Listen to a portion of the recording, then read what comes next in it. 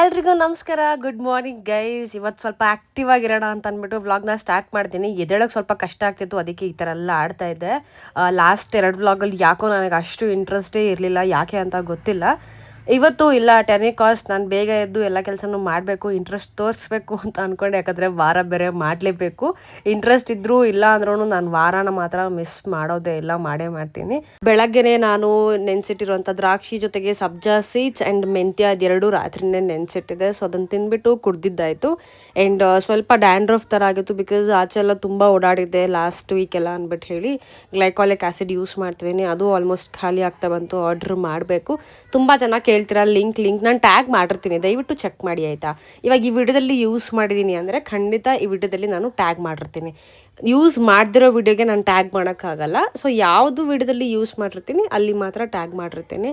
So ಏನಂತಾರೆ, wooden ಕೋಮಿಂದ ಚೆನ್ನಾಗಿ ಈ ಥರ ಮಸಾಜ್ ಮಾಡ್ಕೊಂಡಿದ್ದೀನಿ. ಸೊ ದಟ್ ಆ ಒಂದು ಏನಂತಾರೆ ಬರ್ತಾ ಇಲ್ಲ ನನ್ನ ಬಾಯಿಗೆ, ಫ್ಲೇಕ್ಸ್ ಎಲ್ಲ ಇರುತ್ತೆ ಗೊತ್ತಾ, ಆ ಫ್ಲೇಕ್ಸ್ ಎಲ್ಲನೂ ಸ್ವಲ್ಪ ನೀಟಾಗಿ ಕ್ಲೀನ್ ಆಗುತ್ತೆ.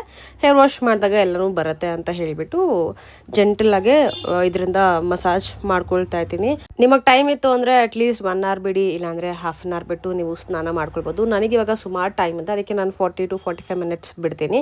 ಸೊ ಅದನ್ನು ಅಪ್ಲೈ ಮಾಡಿ ಆದಮೇಲೆ ನೀಟಾಗಿ ಕಸ ಎಲ್ಲನೂ ಗುಡಿಸ್ಕೊಂಡೆ. ಆ್ಯಂಡ್ ರೀಸೆಂಟಾಗಿ ಔಟ್ಡೋರ್ ಶೂಟ್ ಎಲ್ಲ ಮುಗಿಸ್ಕೊಂಡು ಬಂದಮೇಲೆ ಫುಲ್ ಟ್ಯಾನ್ ಆಗಿಬಿಟ್ಟಿದ್ದೀನಿ ಆಯಿತಾ. ಯಪ್ಪ ಅಂತ ಅನಿಸ್ತು ನನಗೇನೆ. ಫೇಸ್ ವಾಶ್ ಮಾಡ್ಕೊಂಡು ಬಂದಿದ್ದೀನಿ. ಇವಾಗ ಇದು ಡಿಟೇಲ್ ಮಾಸ್ಕ್ ಅಪ್ಲೈ ಮಾಡ್ತೀನಿ, ತುಂಬ ದಿವಸ ಆಗಿತ್ತು. ಏನೋ ಗೊತ್ತಿಲ್ಲ ನನಗೆ, ವ್ಲಾಗ್ ಮಾಡಬೇಕು, ಮನೆ ಕೆಲಸ ಮಾಡಬೇಕು, ಪೂಜೆ ಮಾಡಬೇಕು, ಇದು ಯಾವುದೂ ತಲೆಗೆ ಬರ್ತಾನೆ ಇಲ್ಲ. ಏನೋ ಆಗ್ಬಿಟ್ಟಿದೆ ನನಗೆ ಒಂದು ವಾರದಿಂದ, ಗೊತ್ತಿಲ್ಲ ಯಾಕೆ ಅಂತ. ಇಟ್ಸ್ ಓಕೆ, ಸರಿ ಹೋಗಬೇಕು.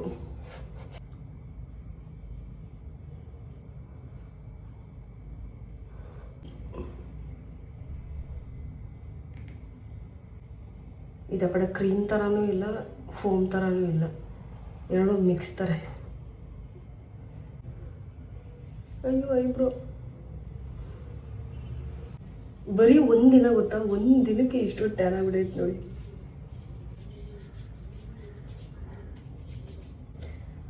ಅದು ಈವನಾಗಿ ಟ್ಯಾನ್ ಆದರೆ ನನಗೇನು ಬೇಜಾರು ಆಗಲ್ಲ. ನಾವು ಬಟ್ಟೆ ಹಾಕಿರ್ತೀವಿ ಆ ಶೇಪು ಕರೆಕ್ಟಾಗಿ ಟ್ಯಾನ್ ಆಗಿಬಿಡುತ್ತೆ.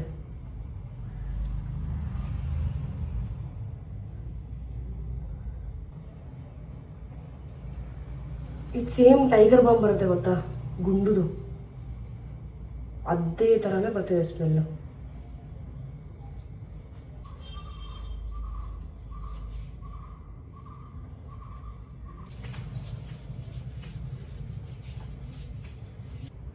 ಫುಲ್ ಕೂಲು ಆಗ್ತಿದೆ, ಉರಿತಾನೂ ಇದೆ.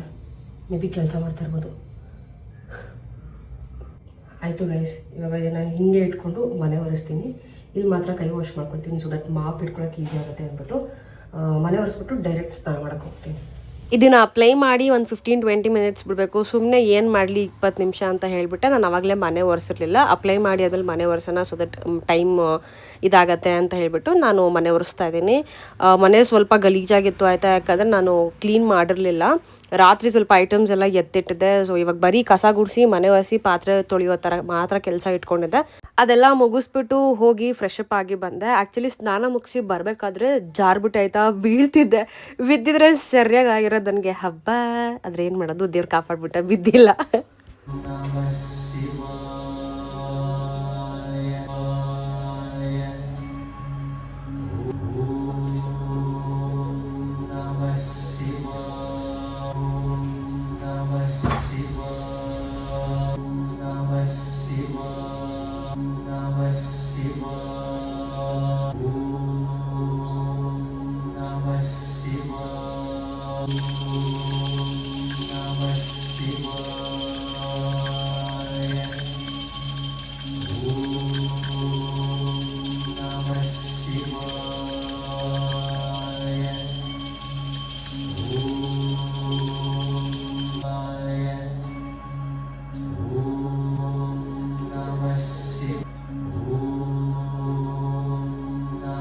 ಪೂಜೆ ಆಯಿತು, ಇವಾಗ ಸ್ಕಿನ್ ಕೇರ್ ಮಾಡ್ಕೊಳ್ತೀನಿ.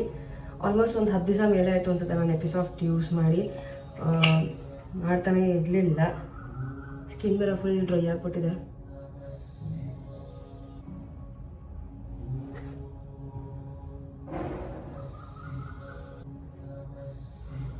ಬೊಟ್ಟಿಟ್ಬಿಡ್ತೀನಿ. ಬೊಟ್ಟಿಟ್ಬಿಟ್ರೆ ಇಲ್ಲಿ ಹಾಕೋದೇ ಕಷ್ಟ ಸ್ವಲ್ಪ. ಹಿಂಗೆ ಅಂದ್ಕೊಂಡು ಹಾಕ್ಬೇಕು. ಬಾಡಿ ಲೋಷನ್ ಅಪ್ಲೈ ಮಾಡ್ತೀನಿ, ಯಾಕಂದರೆ ಅದು ಇದಾಕಿದ್ನಲ್ಲ ಡಿಟ್ಯಾನ್ ಮಾಸ್ಕು ಡ್ರೈ ಮಾಡುತ್ತೆ ಅಂತ ಅನಿಸ್ತಾ ಇದೆ. ಅದಕ್ಕೆ ಬಾಡಿ ಲೋಷನ್.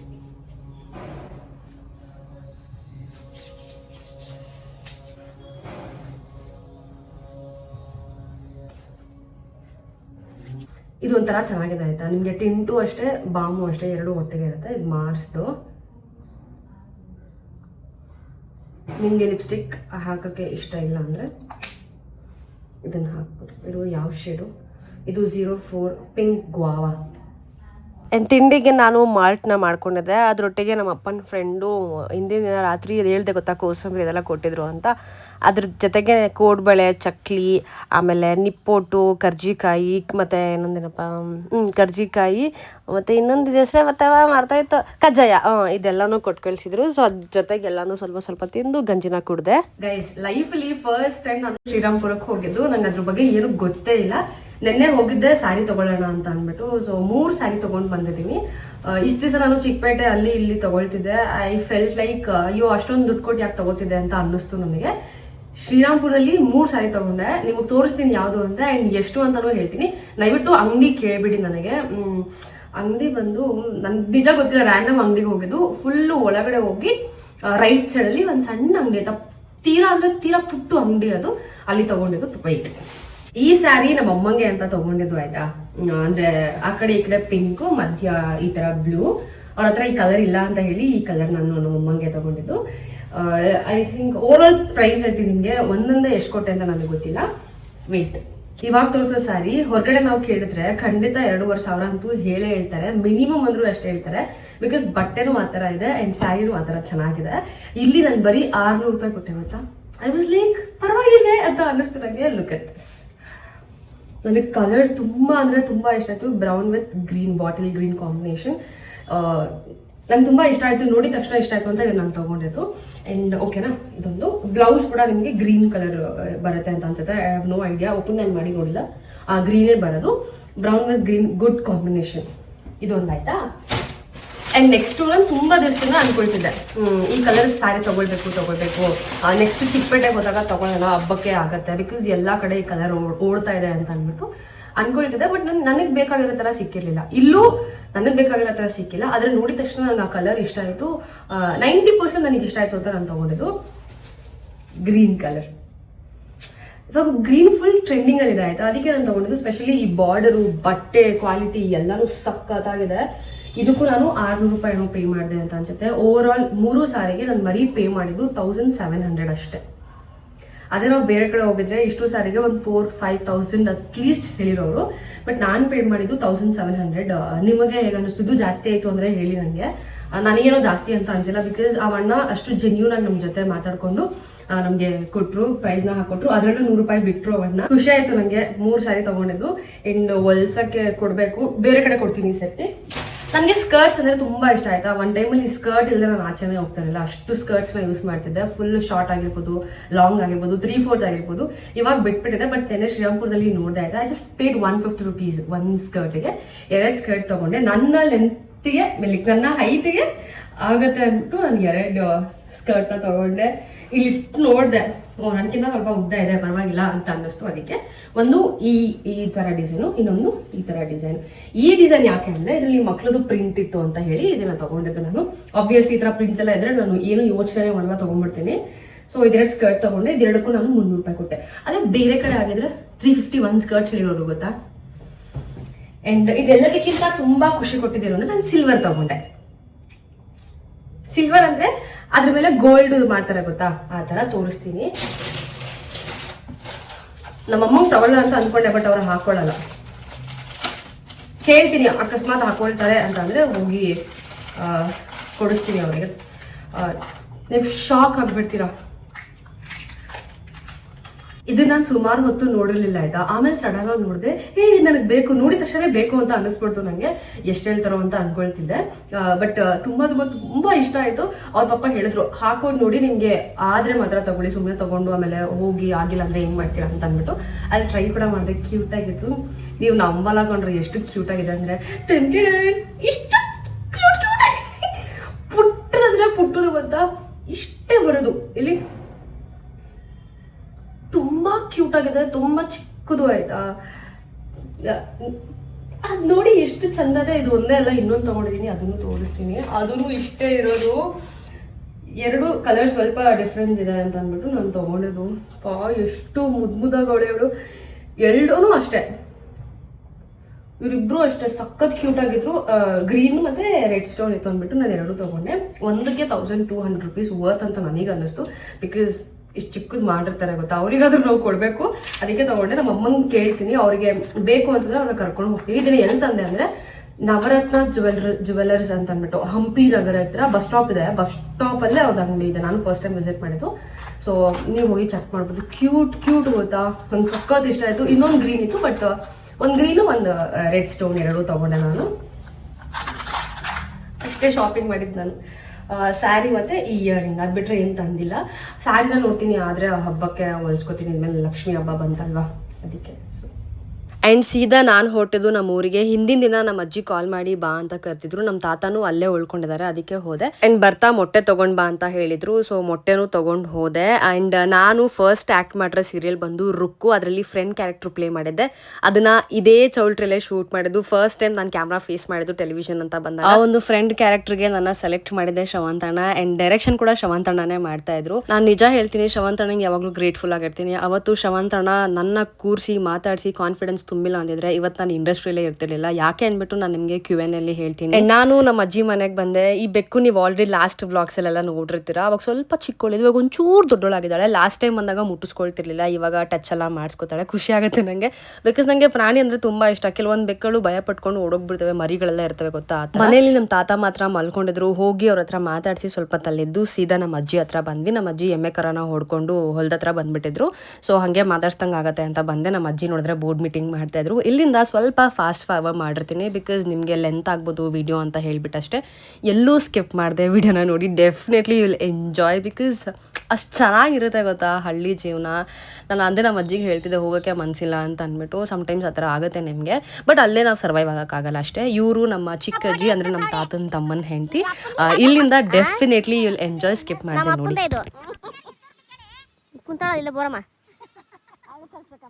ನಮ್ಮ ಬೋರಮ್ಮ, ನಮ್ಮ ಅಪ್ಪನ ಎತ್ತಿರೋ ಬೋರಮ್ಮ. ಕೊಡಿಲಿ ಲಡ್ಕೆ ಒಂಚೂರು. ಅಯ್ಯೋ ಅವಾಗ ಏನಾರ ಇಷ್ಟು ಕೊಡ್ಬೇಡಿ ಅಂದ್ರೆ ಮನ್ಗಟ್ಟೆ ಇಲ್ಲ. ಯಾರು ಇಸ್ಕೊಂಬಂದು ಕೊಡ್ಬೇಕಾಯ್ತು. ಹ್ಞೂ ಇಲ್ಲಪ್ಪ. ಅಯ್ಯೋ ಏನು ಇಷ್ಟೊಂದು ಅಡಿಕೆ ಇಲ್ಲ. ಯಾವಾಗ ಹಾಕಿದ್ದು ಅಲ್ಲೂ ಹಾಕೋತೀವೋ ಇಲ್ಲಪ್ಪ. ಇಡ್ಲಿ ತಿಂದು ಬಂದವಳಂತೆ ನಾನು ಸಾರೆ ಮಾಡಿಲ್ಲ. ಯಾವ ಸಾರ ಬಂದಿಲ್ಲ ಆಯ್ತವೆ, ಏನು ಮಾಡೋಕ್ಕಾಗುತ್ತೆ ಅದಕ್ಕೆ. ಅಯ್ಯೋ ಅನ್ಬೇಡ್ರಿ, ಇಡೀ ಊರಿಗೆ ಹಾಕ್ತೀನಿ. ತಲೆ ಕೆಡಿಸ್ಕೊಬಿಡ್ರಿ. ಅಂದ್ರೆ ಮದುವೆ ಮಾಡ್ಕೋತೀಯಾ ಇಲ್ಲ ಮರಿ ಊಟ ಮಾಡ್ತೀಯಾ ಅಂತ. ಮರಿ ಊಟ ಅನ್ನೋದು ಗೊತ್ತಾಗ್ಲಿಲ್ಲ. ಮರಿ ಊಟ ಅಂದ್ರೆ ಏನು? ಮರಿ ಕುಯ್ದಿ ಎಲ್ಲ ಹಾಕ್ತೀನಿ. ತಲೆ ಕೆಡಿಸ್ಕೊಬಿಡ್ರಿ, ಕೂತ್ಕಾಜೆ. ಯಾರು ಬಿಡ್ಕೊ ಹೋಯ್ತೀನಿ ನಾನು. 4 ಆಯ್ತು, ಇನ್ನೇನು ಕ್ಯಾಸಲ್ಲಿ ತುದಿ ಅಲ್ಲ ನಿಂತಿದ್ದೆ ಮನೆಗೆ ಹೋಗಿ.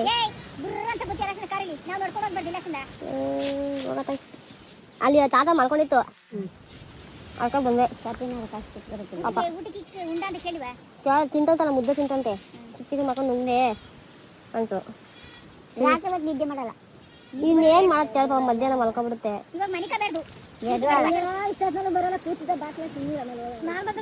ಎದ್ದಿತ್ತು, ನನಗೆ ಕಣ್ಣು ಆಗಿರ್ಲಿಲ್ಲ, ಎತ್ತರ ಇತ್ತು. ಅದಕ್ಕೆ ಆ ಸಾವತ್ತು ಒಂದಿದ್ದಲ್ಲ ಹಂಗೆ ಇತ್ತು. ಏನು ತರಬೇಡ ಒಂದಲ್ಲ ಮತ್ತೆ ತಮ್ಮ ಏನು ಕೊಡಂಗಿಲ್ಲ. ಜೇಮ ಮತ್ತೆ ಇಲ್ಲ, ಮಾಂಸ ಇಲ್ಲ.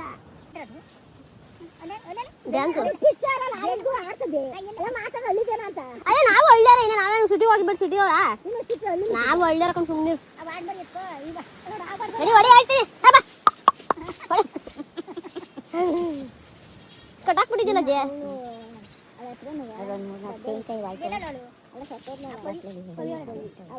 ನಡಿ ಏನು ಅಕ್ಕಿ ಮಾಡ್ತಿದ್ದು ಬಂದಾಗ ಹಂಗೆ ಹೇಳ್ತೀರಾ ಅವಳು ನಮ್ಮ ಅಕ್ಕ ಮಾತಾಡ್ತಿರ್ಲಿಲ್ಲ ಪಾಪ ನನ್ನ ದೇವ್ರದು ದೇವ್ರದು ಇದು ದೇವ್ರ ಹತ್ರಕ್ಕೆ ಹೋಗೈತೆ ಏನ್ ಮಾಡಕ್ಕಾಗತ್ತೆ ಹೇಳ್ರಿ ಬಾಯ್ ಬಗಿತದೆ ಯಾವಾಗ್ಲೂ ಬರ ಮುಂತಾರ ನಾನು ಅದಕ್ಕೆ ನಮ್ಮ ಅಮ್ಮ ಬೋರಿ ಅಂತಾಳೆ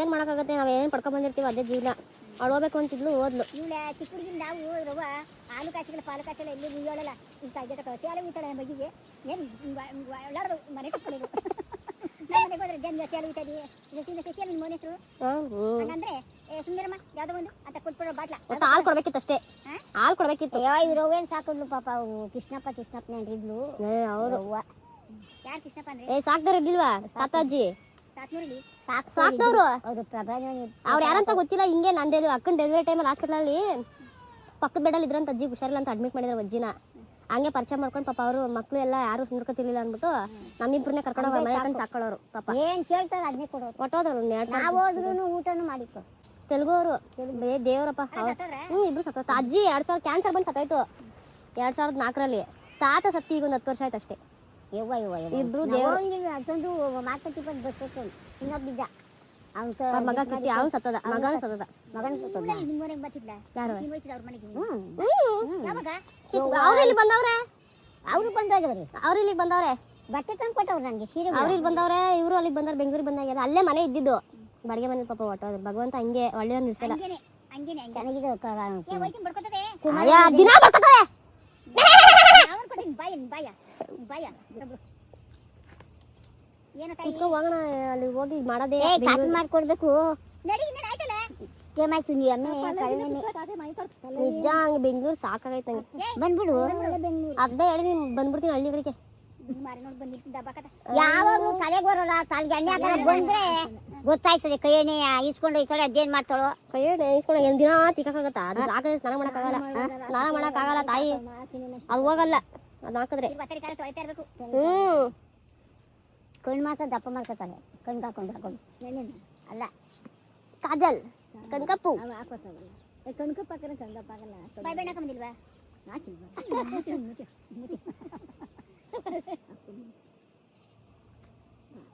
ಅವಾಗ ಆಗ್ತಾಳೆ ಒಂದೊಂದ್ಸತಿ ಅಪ್ಪನಿಗೆ ಊರಲ್ಲಿ ನಿಮ್ಮ ಅಜ್ಜಿ ತಾತನೆಲ್ಲ ಮಾತಾಡ್ಸ್ಕೊಂಡು ಚೆನ್ನಾಗಿದ್ವಿ ಎಲ್ಲ ನಗಿಸ್ಬಿಟ್ಟು ಹೋಗು ನಗ್ಸ್ಬಿಡ್ತಾ ಹೋಗೋದು ಇನ್ನೇನು ಮತ್ತೆ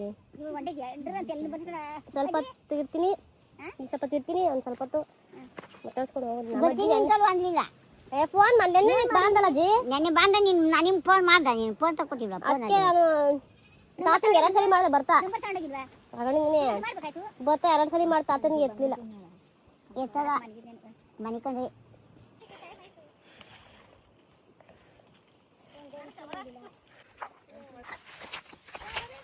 ಆಯ್ತದೆ ಎಣ್ಣೆ ತಗ ಬಿಡ್ಬೇಡ ಆಯ್ತು ನೋಡ್ದೈತೆ